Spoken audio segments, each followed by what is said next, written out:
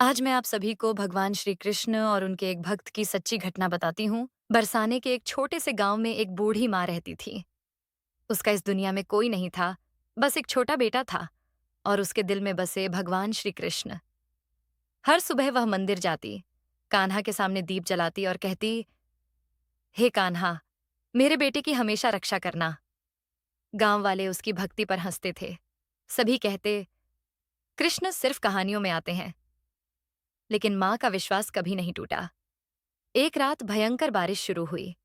बिजली कड़क रही थी, हवाएं तेज चल रही थीं।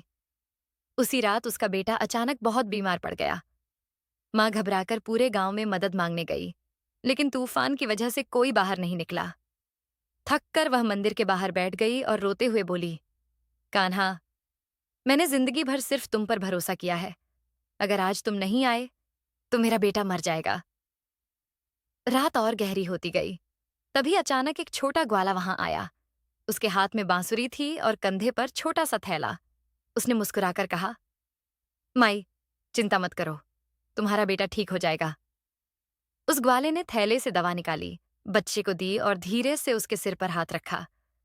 कुछ ही देर में बच्चे की सांसें सामान्य होने लगीं। माँ की आंखों में आंसू आ गए। वह उस ग्वाले को धन्यवाद देने बाहर गई, लेकिन वहां कोई नहीं था। अगली सुबह माँ मंदिर पहुंची। जैसे ही उसने कृष्ण जी की मूर्ति को देखा, उसके हाथ कांपने लगे।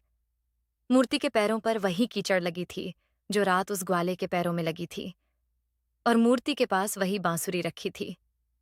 माँ समझ गई, रात को उसकी मदद करने कोई ग्वाला नहीं, स्वयं उसके कान्हा आए थे। उस दिन पहली बार पूरे गांव ने देखा, सच्ची भक्ति कभी खाली नहीं जाती।